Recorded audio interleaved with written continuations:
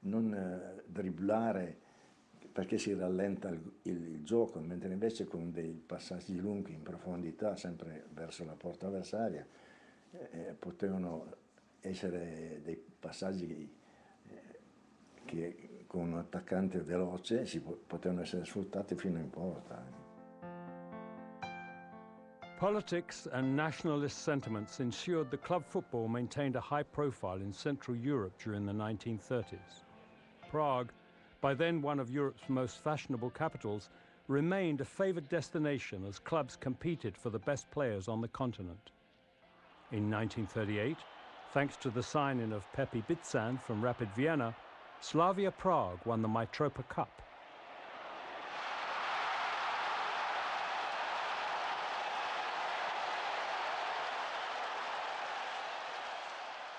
No a pak vydali obrovský plet, dvakrát tolik nebo třikrát skoro tolik, jak ve Vídni jsem měl. I když ve Vídni jsem měl velký plet poměrně, no ale tady ta česká koruna, víte, jo, ta byla přeci hodnotná úžasně.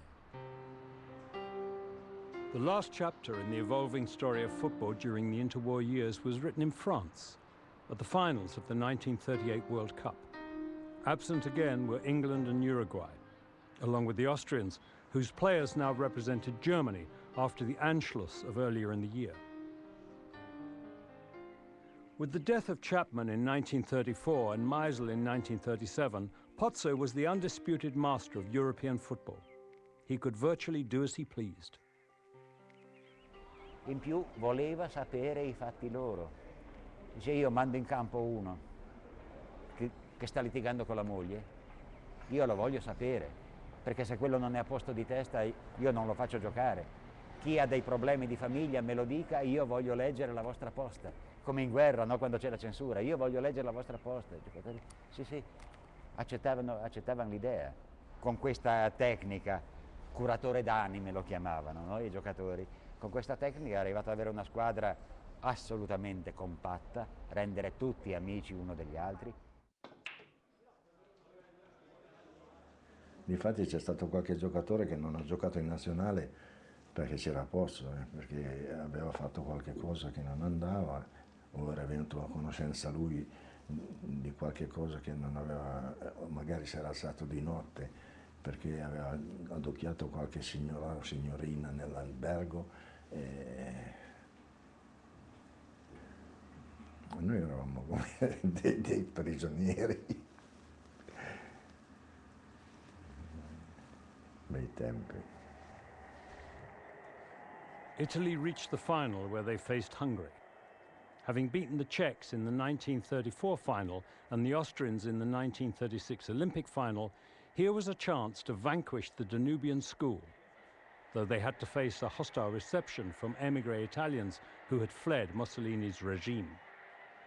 Eppure abbiamo visto anche delle scene che ci hanno commosso, perché abbiamo visto di questi italiani che davano un principio, perché si vede che erano stati organizzati dal Partito Comunista francese per poter far saltare fuori qualche grana, rovinare qualche partita in modo che noi fossimo danneggiati là, ecco.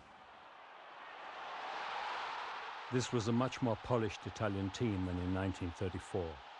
And for their second goal, Italy gave the Hungarians a dose of their own medicine.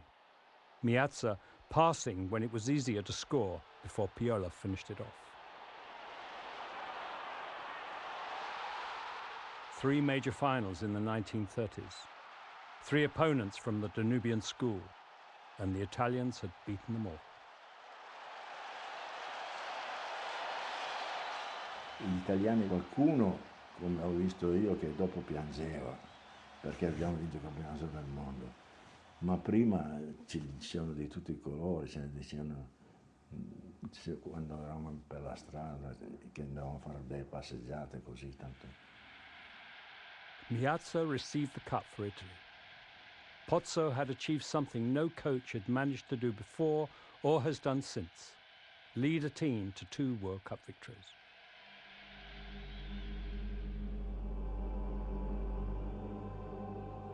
In the decade of the dictators, Mussolini's Italy were the masters on the football field. war in Europe put a stop to the World Cup and Olympics, but remarkably, football carried on almost uninterrupted in most countries until the conflict reached its savage worst in 1944.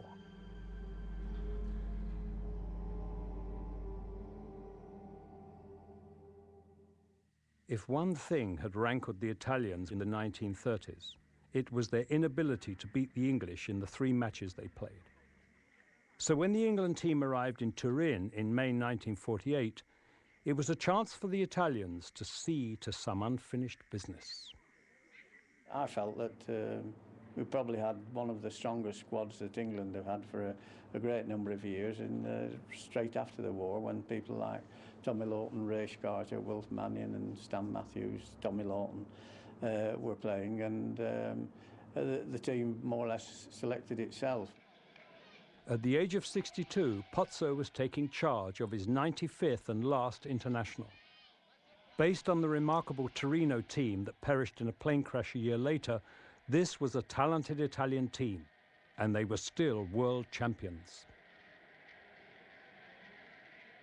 England, the pretenders to the throne, were slowly being drawn out of their self-imposed isolation and had even agreed to take part in the 1950 World Cup in Brazil. In the event, it was a remarkable match that reinforced the English belief that they were still the best team in the world. The 4-0 scoreline remains Italy's worst ever home defeat. Pozzo was sacked. He was a remarkable man in so many ways, but he was getting on to when we played them. I don't know how old he would be, but certainly been in the job a long time. And so they were ready to see a change. But a delightful man to meet and to talk to, very knowledgeable about the game. It was the end of a truly remarkable era. And now it's all aboard. About £500,000 worth of soccer stars off to win the World Cup for England or bust the ball in the attempt.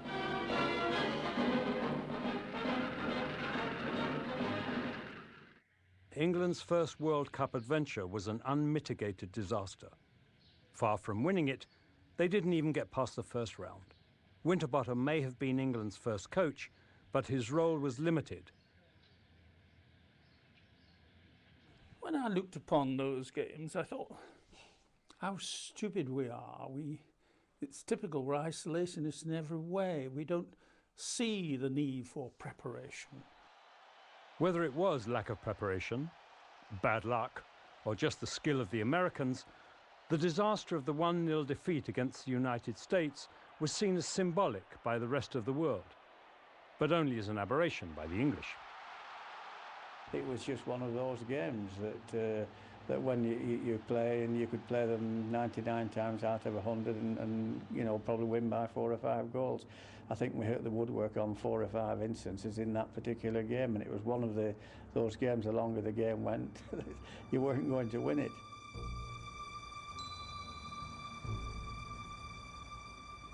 As England were being unceremoniously knocked out of the World Cup, a new and very different form of the Danubian school was rising to prominence behind the Iron Curtain in what was now termed Eastern Europe.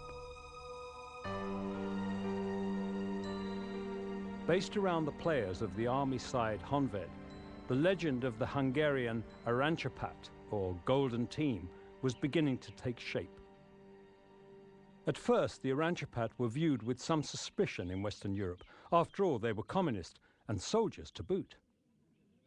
Valamiféle katonai kiképzésen estünk keresztül. Emlékszem, volt olyan eset, amikor kivittek bennünket egy lőtérre, ahol azt hiszem közülünk soha senki nem volt még, én sem voltam, és ott különböző fegyverekkel kellett célba lőni, de aztán nagyon gyorsan abba hagyatták velünk ezt a gyakorlatot, mert a lőtér környéke veszélyeztetve volt.